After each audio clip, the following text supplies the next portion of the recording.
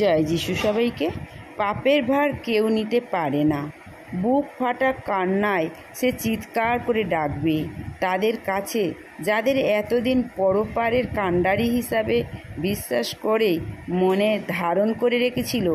সে কাঁদবে আর বলবে, একের পর একজনকে ধরে আপনি আমার দয়া করুন, আমার পাপের বোঝা বড়ই ভারী, আমি আর বইতে পারছি না, আর কত পাপ নিয়ে আমার স্বর্গে যাওয়া সম্ভব নয়। তাই দয়া করে আমার এই পাপের বোঝা আপনি আপনার কাঁধে তুলে নেন, যাতে আমি পাপমুক্ত হয়ে স্বর্গে যেতে পারি। কিন্তু